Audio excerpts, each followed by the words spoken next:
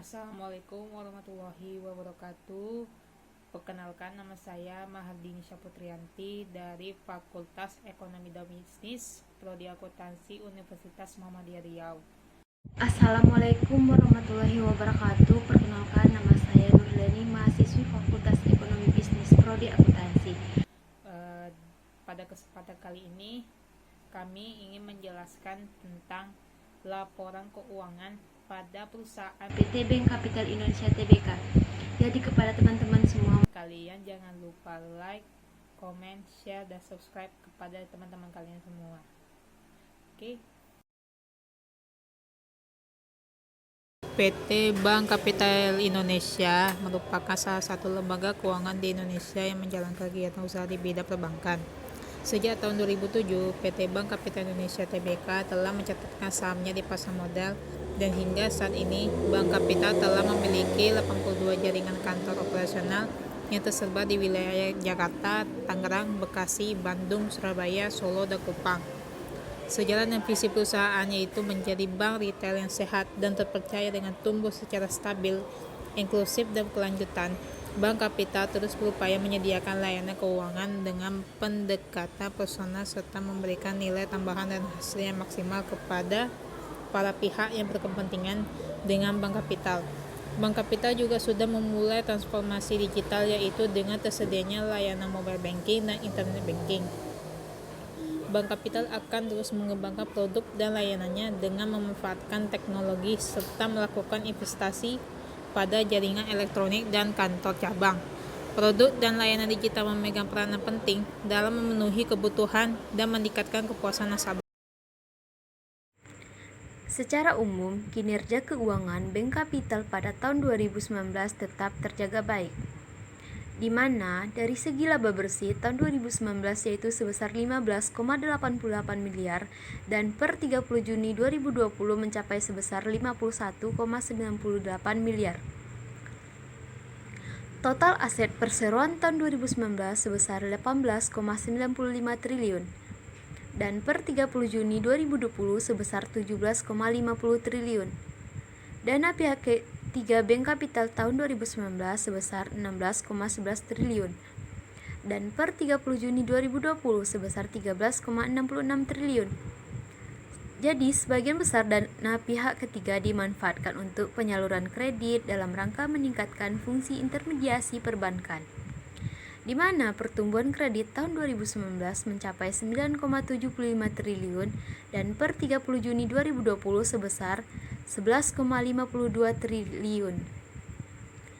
Dalam menghadapi pesaing yang terjadi di tahun 2020 ini, Bank Kapital tetap akan fokus pada perkembangan teknologi digital yang saat ini sangat berkembang, di mana perkembangan ini akan berpengaruh pada perilaku konsumen dalam bertransaksi dan tentunya akan mendorong pertumbuhan e-commerce. Bank juga memperkuat manajemen risiko dan compliance yang terintegrasi dengan fasilitas teknologi memadai serta dukungan SDM berkualitas. Bank Kapital optimis dapat meraih pertumbuhan yang lebih baik melalui fondasi digital yang kuat. Baiklah, di sini saya akan menjelaskan tentang pengertian dari laporan posisi keuangan. Laporan posisi keuangan atau neraca merupakan salah satu laporan keuangan yang dibuat oleh sebuah perusahaan atau badan untuk memberikan informasi tentang posisi aktiva, kewajiban, dan modal pada akhir periode. Bagi para akuntan mungkin sudah tahu dan paham terkait laporan tersebut yang bisa disebut sebagai perluasan dari dasar akuntansi. Sumber data laporan keuangan ini berasal dari neraca lajur. Baiklah, di sini saya akan menjelaskan laporan posisi keuangan pada PT Bank Kapital Indonesia pada tanggal 31 Maret 2021. Untuk aset pada kas pada tanggal 31 Maret 2021 berjumlah Rp96.432.000 dan pada tanggal 31 Desember 2020 berjumlah Rp91.566.000. Untuk pada giro pada Bank Indonesia pada tanggal 31 Maret berjumlah Rp634.694.000 dan pada tanggal 31 Desember 2020 berjumlah Rp651.000 Rp651.145.000. Giro pada bank lainnya, yakni pada tanggal 31 Maret berjumlah Rp584.312.000 dan pada tanggal 31 Desember 2020 berjumlah Rp290.700.000. Setelah dikurangi cadangan kerugian penurunan nilai sebesar Rp23 dan Rp126 pada tanggal 31 Maret 2021 dan 31 Desember 2020, yakni pada tanggal 31 Maret menjadi Rp256.155.000 dan pada tanggal 31 Desember 2020 berjumlah Rp2.599.152. Setelah dikurangi cadangan kerugian penurunan nilai sebesar Rp378 dan Rp2.692 pada tanggal 31 Maret 2021 dan 31 Desember 2020, pada tanggal 31 Maret menjadi Rp2.299.277 dan pada tanggal 31 Desember 2020 berjumlah Rp1.604.542. Tagihan atas Revergo Rapo, yakni pada tanggal 31 Maret 2021 berjumlah Rp253.212 dan pada tanggal 31 Desember 2020 menjadi Rp252.352. Dan pada tampilan kreditnya, setelah dikurangi cadangan kerugian penurunan nilai sebesar Rp55.221 pada tanggal 31 Maret 2021 dan Rp55.808 pada tanggal 31 Desember 2020, pihak berelasi pada tanggal 31 Maret 2021 berjumlah Rp7.425 dan pada tanggal 31 Desember 2020 yakni Rp8.323. Pihak ketiga pada tanggal 31 Maret 2021 yakni Rp5.422.682 dan pada tanggal 31 Desember 2020 berjumlah Rp6.373.946.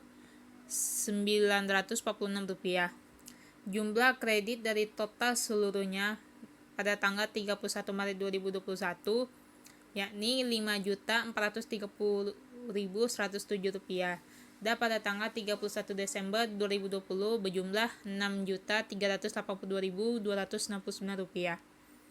Pendapatan bunga yang masih akan diterima pada tanggal 31 Maret 2021 yakni Rp164.243 dan pada tanggal 31 Desember 2020 yakni Rp196.561.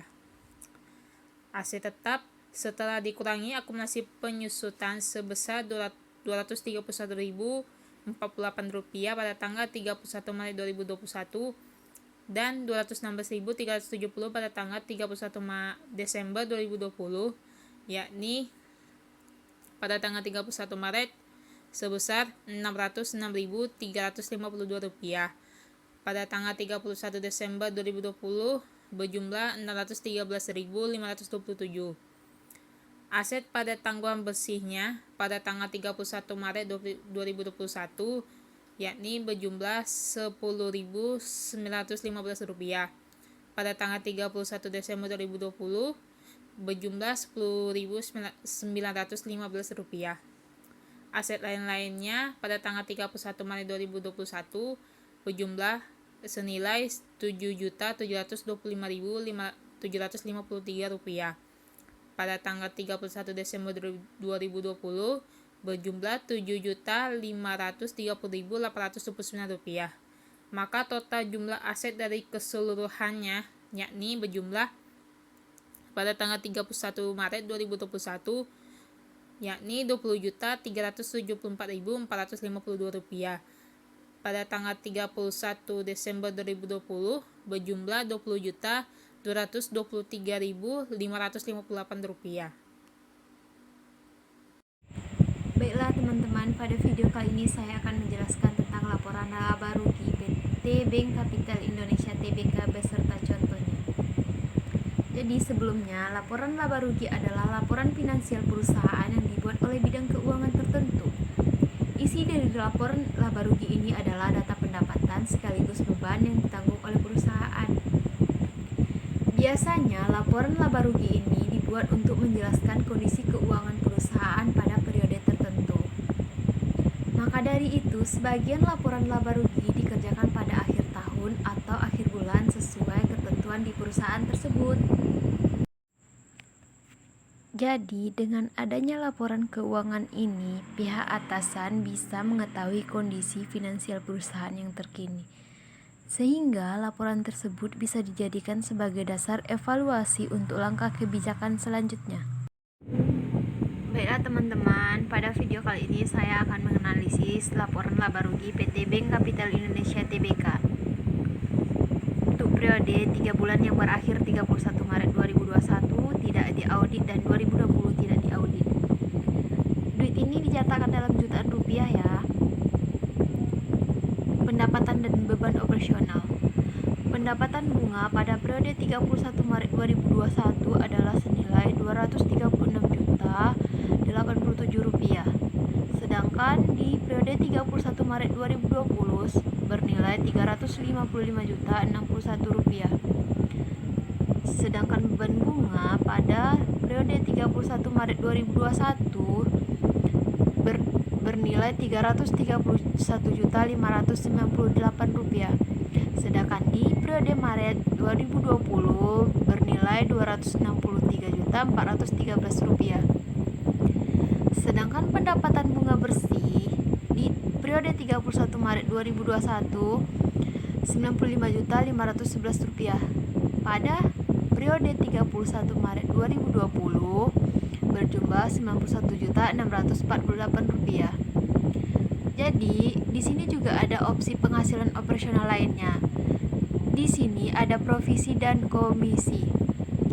Provisi dan komisi pada periode 31 Maret 2021 adalah senilai Rp14.357. Sedangkan pada periode 31 Maret 2020 adalah senilai Rp5.791. Jadi keuntungan atas transaksi efek-efek yang diperdagangkan bersih pada periode Maret 2021 adalah Rp4.900.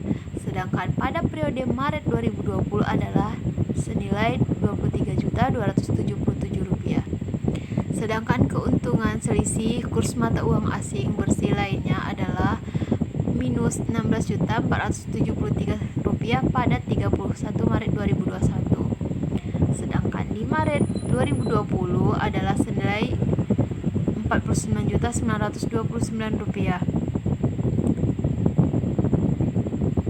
Jumlah penghasilan operasional lainnya cadangan, kerugian penurunan nilai atas aset keuangan.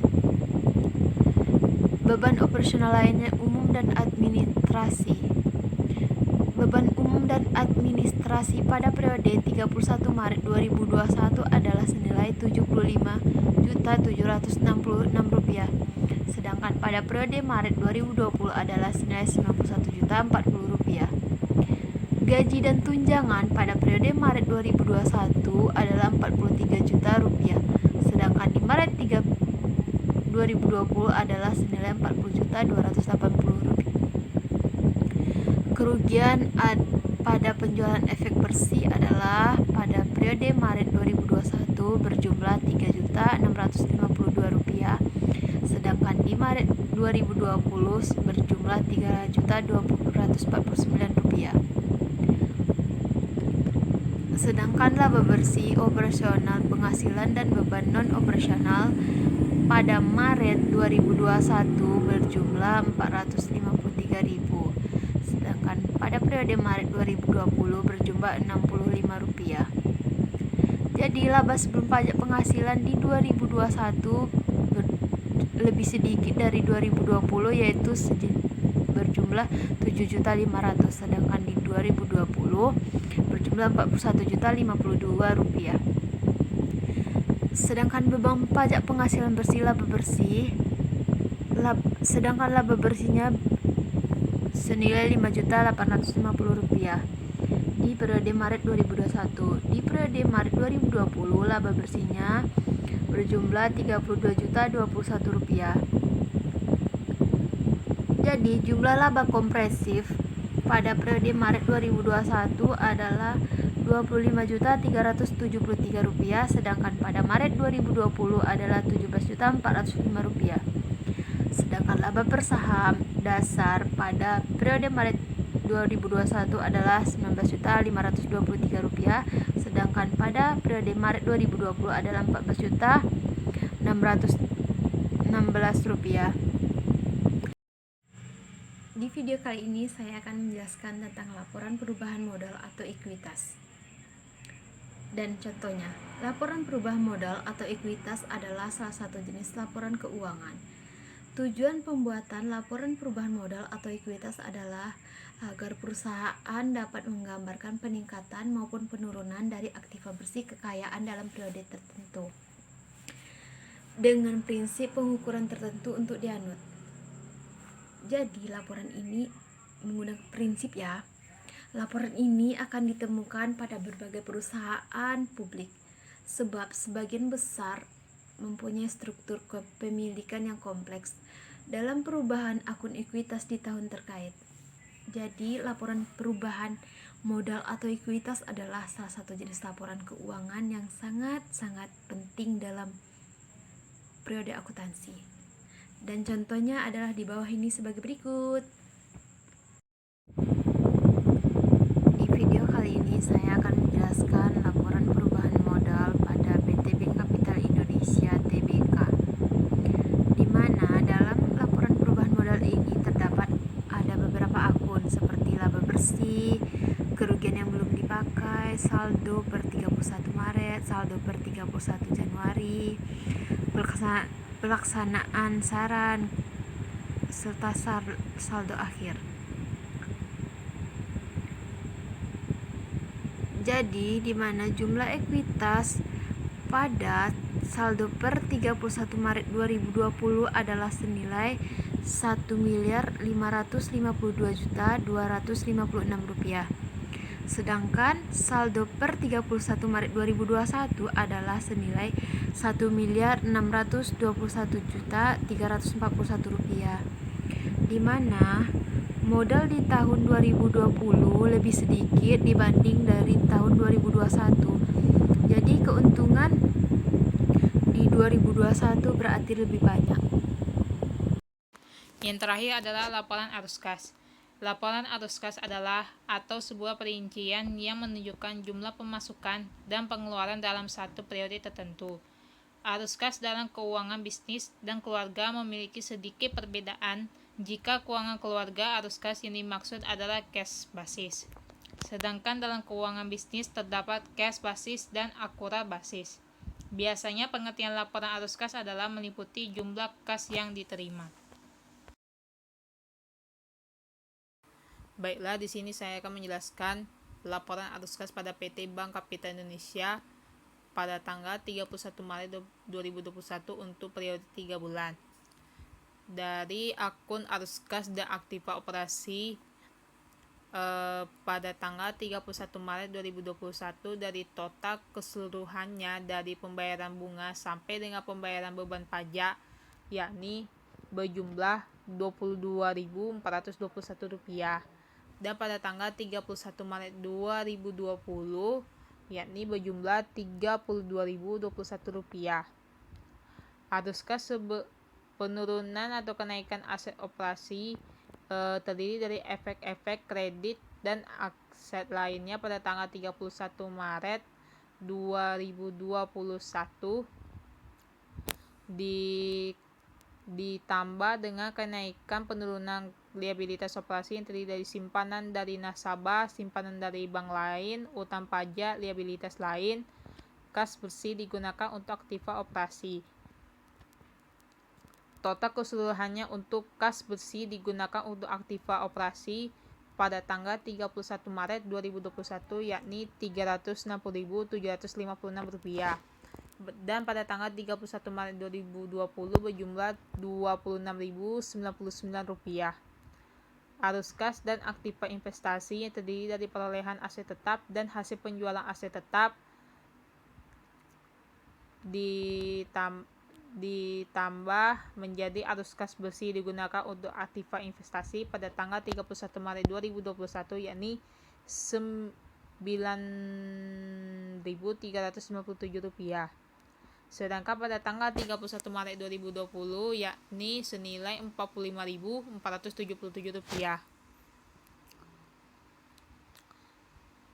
Arus kas dan aktivitas pendanaan yakni pelaksanaan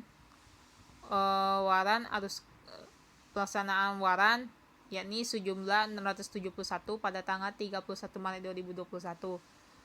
Sedangkan pada tanggal 31 Maret 2020 bernilai Rp0. Arus kas bersih diperoleh dari aktiva pendanaan menjadi pada tanggal 31 Maret 2021 yakni 671 dan 31 Maret 2020 menjadi Rp0. Maka total dari kenaikan penurunan bersih kas dari setara kas dari total keseluruhannya pada tanggal 31 Maret 2021 yakni Rp252.030 dan pada tanggal 31 Maret 2020 yakni Rp19.378.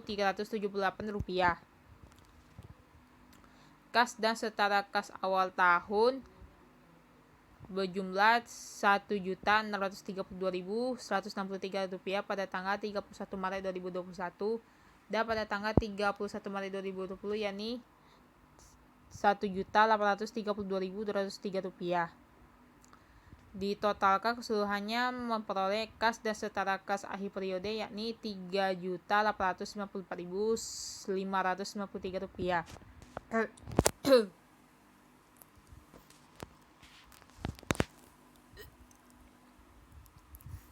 Dan pada tanggal 31 Maret 2020 yakni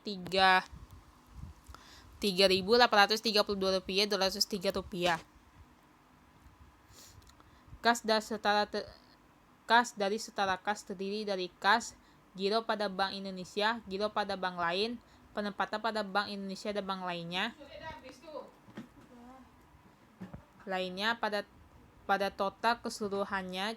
Jumlah dari total keseluruhan menjadi pada tanggal 31 Maret 2021 yakni Rp3.884.593 dan pada tanggal 31 Maret 2020 yakni berjumlah total keseluruhannya Rp3.812.826. Artinya dari arus kas pada tanggal 31 Maret 2021 jumlahnya itu lebih besar ketimbang daripada tanggal 31 Maret 2020.